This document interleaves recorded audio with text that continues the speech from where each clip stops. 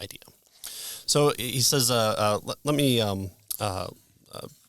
talk about other philosophers that were less patient with this approach. It's not just enough to sit there in your armchair and think, or whatever they had back then. Yeah. They probably had leather. The cows were exist back then. Their approach was to go, look, and see. A method of figuring out the world. These philosophers were seen as believing type and known as empiricists. Empiricism is a way of knowing that's dependent upon observation and personal experience with the senses. And that's the only way we get that, and we can know that because we can test even empiricism through empiricism, right? Well, maybe not. So some people would criticize Christianity as being irrational because it is contrary to empirical evidence. Show me the resurrection body of Jesus. Show me the tomb that he laid in. Show me that dead men can be raised from the dead. Show me that a amputee's arm can extend once prayed over. Then maybe I'll believe. Right. Maybe. Yeah. Let the stars align that says, Tony, this is God. Believe in me. Oh, yeah. If that happens, God. Yeah, then maybe I believe that. All right, maybe. Or, it's just a figment of your imagination, or someone's drugged you, or that's right. all these other defeaters that come. Really. And so he says those two ways, you might be criticized as a believer for being irrational.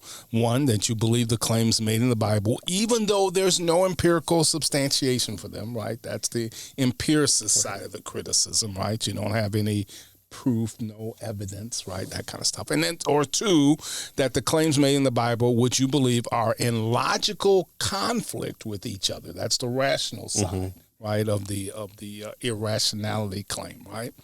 And so he tells us, he'll come back to this, but now he wants to deal with the tougher charge of being irrational.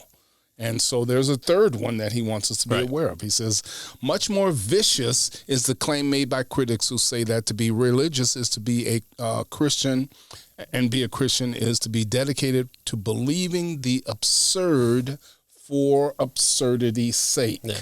Right? So I believe the absurd just because it is absurd. Yeah. And therefore, that's why I'm a Christian. It's so weird it has to be true. That's right. Yeah, exactly.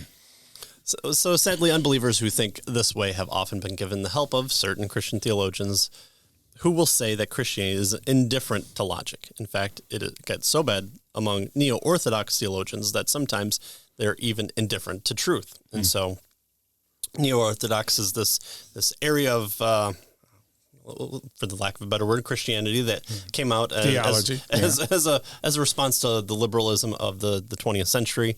The kind of one of the biggest proponents of Neo-Orthodox is Karl Barth, who everyone has a good deal to say about Karl Barth, including Karl Barth, and so they would have this response to the liberalism that was coming out that tend to promote a social gospel, and so they wanted to kind of find those extreme ones that were going towards socialism and universalism and a whole scattering of other stuff that would lend to death and starvation for other people, for the best of intentions. And so they came up with this kind of Neo-Orthodox idea. And so he doesn't cover it specifically here, but you can read about J. Gresham Mencken wrote a really good book called Christianity and Liberalism that kind of curtails this and talks about it as well. He also, in this book, mentions what is faith. Oh, yeah. In this one as well. So, yeah. And if you want to hear me read as a senator, I'm sorry that I was a politician, for Anarcho-Christian did a kind of a radio play where J. Gresham Mencken was being interviewed by Congress for education. So I have a small part, but it was really fun to do that. So you're a star. There are no small parts. There's only small actors. The Bible says that the world will call what we believe foolishness. In other words, to be really religious means to hold on to something that appears to be foolish, even though it isn't. So, the entire world accepts evolutionary science and follows the one world government, and you're just sitting there in your house going, nope, Jesus, I really believe you because this is so absurd, even though everyone's going against it. And that's how they're going to write the movie about me. and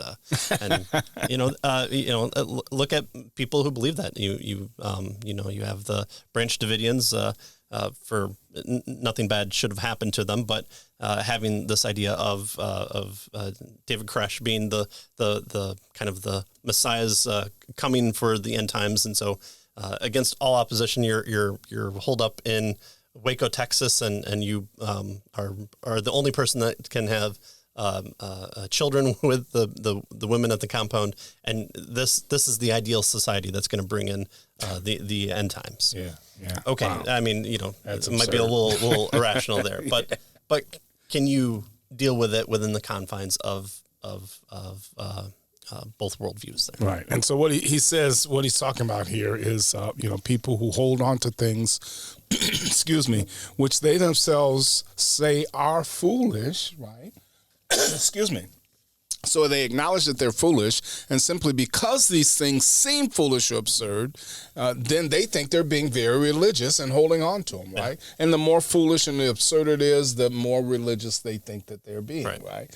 And he says, as Christians, we're often put in this category. There are people who think we elevate the value of our personal faith in direct proportion to the degree that our faith is dubious or blind or mystical. That believers should degrade the worth of their faith to any extent that their faith accords with good reason, and that's the right thing to do, right? Degrading it, right?